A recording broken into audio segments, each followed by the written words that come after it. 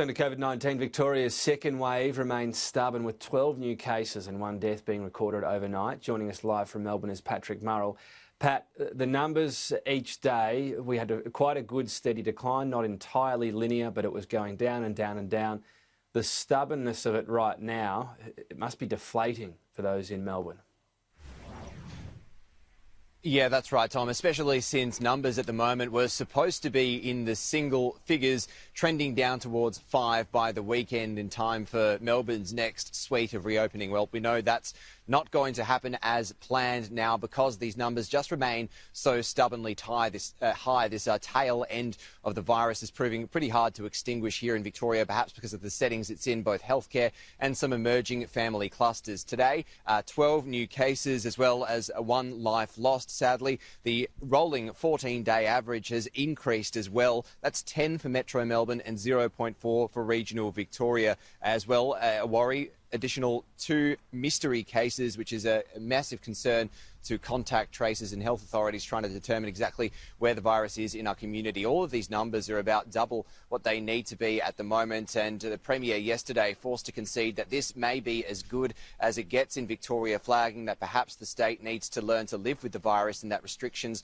will need to be eased even with virus levels at higher levels than wanted at first. Now, the next suite of Melbourne's reopenings is scheduled to take place on the weekend, but it will be a lot smaller. The Premier is saying that it will be in the social rather than the economic sphere. That will be disappointing and hard news to hear for businesses, particularly those in retail and hospitality and beauty and personal care services, which are desperate to reopen.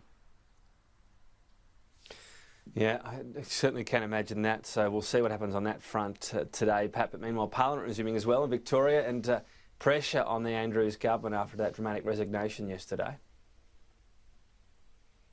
Yeah, Parliament's back today, and no points for guessing what the focus will be on. It's the resignation of Chris Eccles, the Secretary of the Department of Premier and Cabinet, as well as the resignation of former Health Minister Jenny Mikakos. 2 scalps claimed by the hotel quarantine inquiry even before that final report is delivered. Mr Eccles was the Secretary to the DPC, Victoria's most senior public servant and better perhaps known as Premier Daniel Andrews' right-hand man. Well, he was forced to resign after handing over his phone records to the hotel quarantine inquiry. These outbound phone calls proved that he did speak with then Chief Commissioner of Police Graham Ashton during a crucial 6-minute window on the 27th of March as the hotel quarantine program was being set up.